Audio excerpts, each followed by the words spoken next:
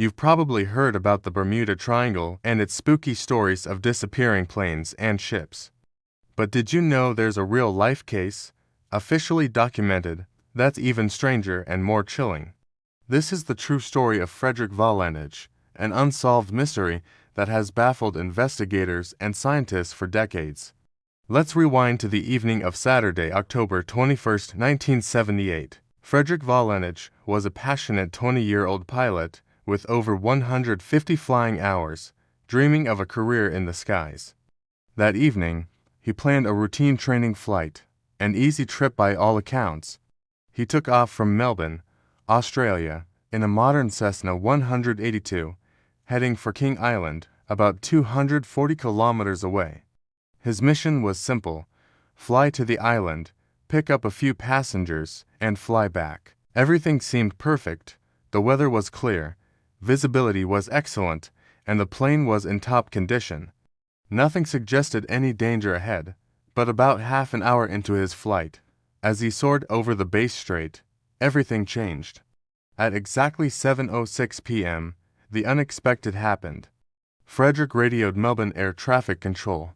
His voice wasn't calm, he sounded anxious and confused. After a few seconds of silence, Frederick said something that sent a chill through the control room.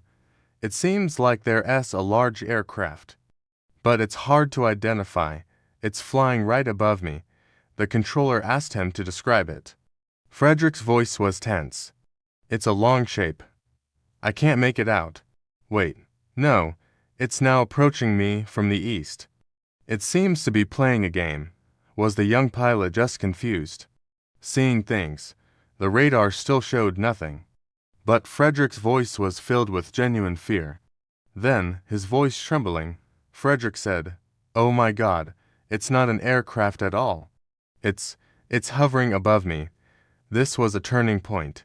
Then he said, "My engine has started to fail. It's acting erratically." Frederick sounded absolutely terrified, his fear crystal clear over the radio. His final words were the most controversial and mysterious of all. "It's not.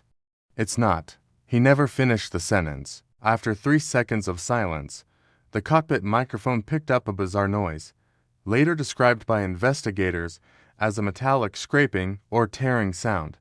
This strange noise lasted for about 17 seconds, and then the transmission stopped. Forever. In the control tower, there was just horror and silence. Immediately, one of Australia's largest search and rescue operations was launched. Military aircraft, helicopters, naval ships, and search teams scoured thousands of square kilometers of ocean and coastline. But the result was shocking. They found nothing. Not a single piece of wreckage. Not a wing. Not a seat. Not even a life jacket. His body was never found. Even stranger, there was no oil slick on the water's surface, which is nearly impossible if a plane had crashed into the sea. It was as if Frederick and his Cessna had simply dissolved into thin air.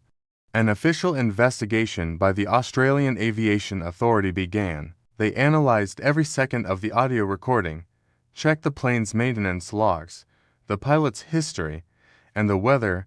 After months, they hit a dead end. The official report's conclusion was as mysterious as the case itself.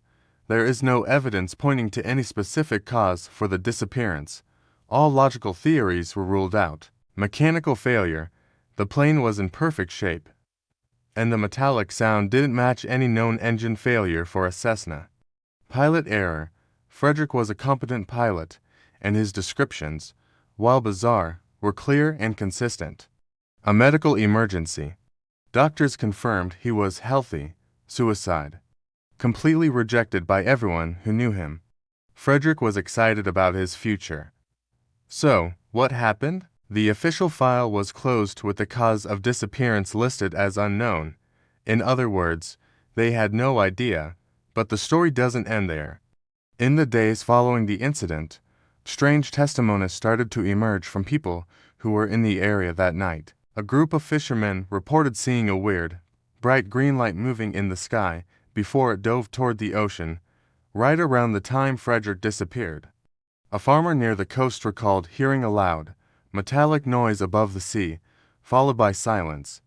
Their stories lined up eerily with Frederick's final transmission.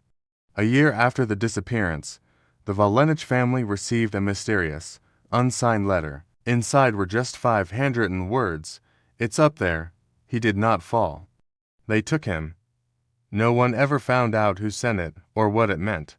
To this day, more than 40 years later, the vanishing of Frederick Valentic remains one of the strangest unsolved mysteries in modern aviation. Was he the victim of a random, inexplicable accident? Did he encounter a rare atmospheric phenomenon? Or was he, perhaps, the first documented witness of something from another world and paid the ultimate price?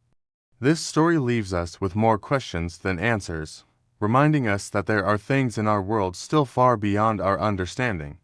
Whatever the truth may be, Frederick Valentic's story remains carved into memory, an eternal riddle in Australia's skies. Thanks for watching. Don't forget to subscribe and turn on notifications for more fascinating stories. What do you think happened? Share your theories in the comments below.